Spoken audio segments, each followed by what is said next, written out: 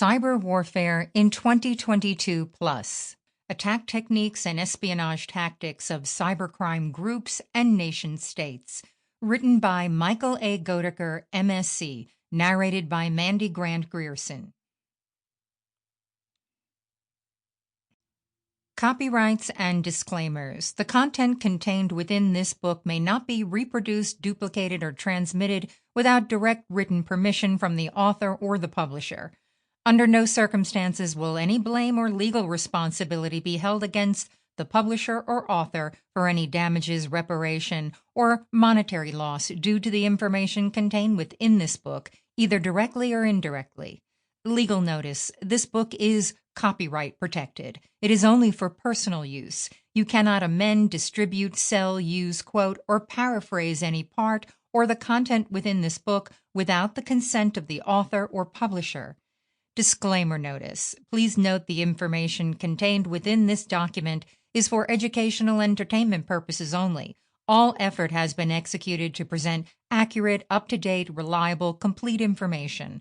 No warranties of any kind are declared or implied. Readers acknowledge that the author is not engaged in the rendering of legal, financial, medical, or professional advice. The content within this book has been derived from various sources. Please consult a licensed professional before attempting any techniques outlined in this book. By reading this document, the reader agrees that under no circumstances is the author responsible for any losses, direct or indirect, that are incurred as a result of the use of the information contained within this document, including but not limited to errors, omissions, or inaccuracies. Introduction. We deliberate not about ends, but about means. Aristotle.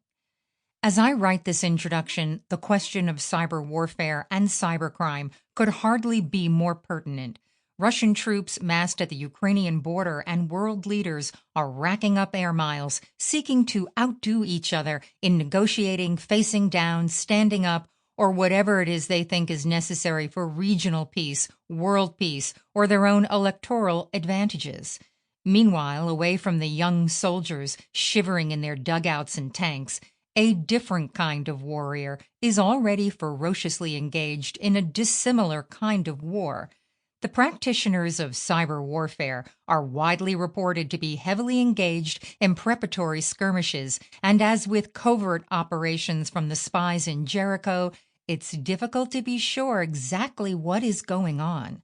What's more troubling, perhaps, is the extent to which most people appear not to want to know about these things.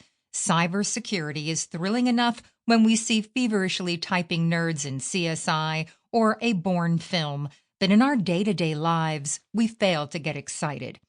Tell people that the COVID-19 vaccines will allow the government or Bill Gates to track their movements, and social media will give them a platform to share their fears.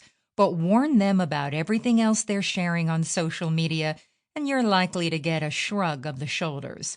One of the reasons people turned to Facebook in its early days was its ease of use. MySpace required you to resize your photos before uploading, yet Facebook did it automatically. It was just easy and free. Or was it? That free photo storage came at a price, and that was the extraordinary amount of data that, it turns out, we are willing to share with faceless corporations. Data became currency to an extent we have never seen before. Instead of coughing up large sums of money for bulk advertising with limited control or knowledge of who is seeing it, Facebook and Google were able to offer a new method of advertisement. Want to advertise to college-educated 18 to 25-year-olds living in Wisconsin who are interested in car tuning? No problem. Sign up here. The World Wide Web started to resemble the most sinister of its namesakes, the spider's web. In it, we became stuck, entangled, and the more we moved and struggled, the more stuck we became. The bigger corporations, hackers, and governments sat and waited until they could gobble us up.